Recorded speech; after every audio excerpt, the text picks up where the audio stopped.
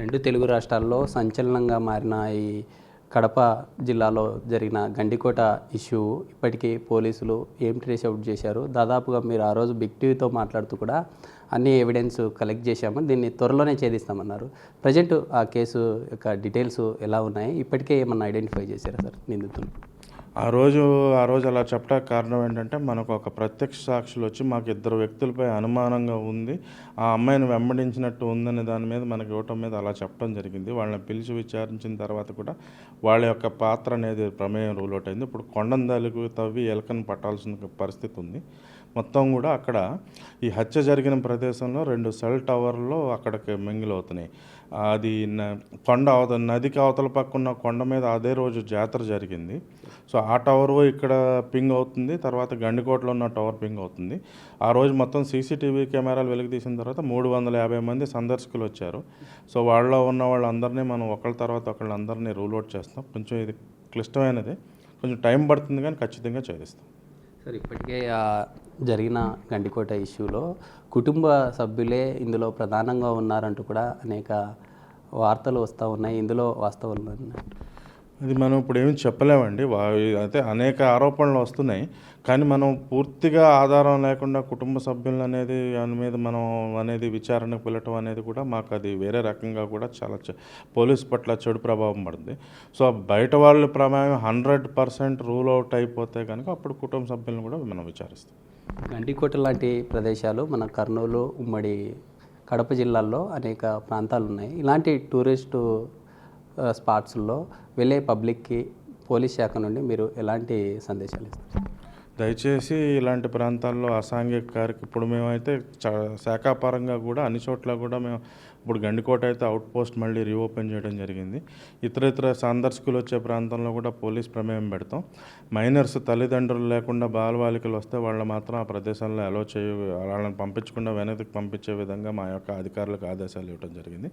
అదేవిధంగా ప్రజలు కూడా అలాంటి మారుమూల ప్రాంతాల్లో ఒంటరిగా వెళ్ళి మత్తు పదార్థాలు అలాంటివి చేయకుండా కూడా కుటుంబ పరంగా మిత్రులతో వెళ్ళి ఆహ్లాదకరమైన వాతావరణాన్ని మీరు ప్రదేశాన్ని ఎంజాయ్ చేసి రావాలి తప్పితే ఆ యొక్క ప్రదేశాల్లో ఇలాంటి మత్తు పదార్థాలు సేవించడానికి ఉపయోగించకూడదని ప్రజలకు విజ్ఞప్తి చేస్తాం.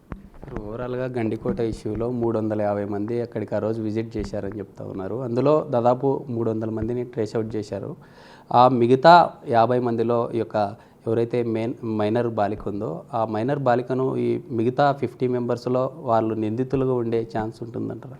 అదేనండి, ఇప్పుడు మొత్తం అందరినీ ఇప్పుడు వరకు 300 మందిని రూల్ అవుట్ చేస్తాం. కతిమా వాళ్ళు కూడా వాళ్ళని పట్టుకొని అన్ని ఆ వివరాలన్నీ తీసుకొని కంటిన్యూస్గా అదే పనిలో 10 రోజులుగా మాకు అదే సరిపోతుంది. 10 మంది అధికారులు అదే పనిలో ఉన్నారు. ఈ రాయలసీమ పరిస్థితి ఎలా ఉందంటారు? గతంలో ఫ్యాక్షన్ ఎలా ఉండింది, ఇప్పుడు ప్రజెంట్ కర్నూలు, కడప జిల్లా పరిస్థితి ఎలా ఉందంటారు? మీరు చార్జ్ తీసుకుంటారు. ప్రస్తుతం అయితే ఫ్యాక్షన్ లేదండి. ఫ్యాక్షన్ ఆల్మోస్ట్ సర్దుమణిగిపోయింది. కాకపోతే పాత ఎస్పెషల్లీ ట్రయల్స్ ఏవైతే గతంలో జరిగిన ఉంటాయి కదా, ఈ ట్రయల్స్లో కన్విక్షన్స్, ఎక్విటల్స్ వచ్చినప్పుడు కొంత అలజడి ఉంటుంది. అది మినహాయిస్తే ఫ్యాక్షన్ అంటూ ప్రత్యేకంగా ఏం పెద్ద మిగిలిలేదు. కానీ జనరల్లీ కూడా ఇక్కడ జనంలో కొంచెం వైలెన్స్ అనేది వాళ్ళ డిఎన్ఏలో ఉంది.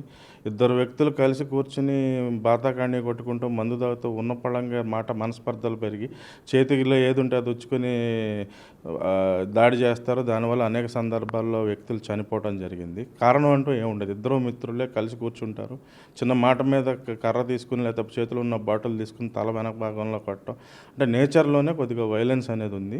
సో ఫ్యాక్షన్ అంటూ ఆర్గనైజ్డ్గా కక్షలు లేకపోతే వాటి వల్ల వైషమ్యాల వల్ల కన్నా కూడా చిన్న మనస్పర్ధల వల్ల కూడా ఏంటంటే స్వతహాగా వైలెన్స్ అనేది ఉండటం వల్ల, వైలెంట్ బిహేవియర్ ఉండటం వల్ల ఇలాంటివి జరుగుతుంది. ఇది మొత్తంగా ఈరోజు వచ్చిన కథనానికి కూడా డిఐజీ కోయా ప్రవీణ్ స్పందించడం జరిగింది. ఇలాంటి కథనాలకు భయపడేది లేదు, లీగల్గానే వెళ్తామంటూ చెప్తున్న పరిస్థితి.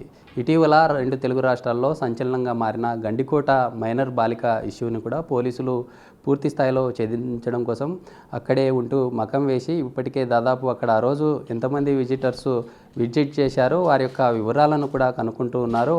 వాటితో పాటు ఆ రోజు అక్కడ జరిగిన 2 రోజుల ముందు జాతర కూడా జరిగినట్లుగా కూడా ఐడెంటిఫై చేశాము. ఖచ్చితంగా అయితే ఈ యొక్క కేసును ఛేదిస్తామంటూ చెప్తున్న పరిస్థితి.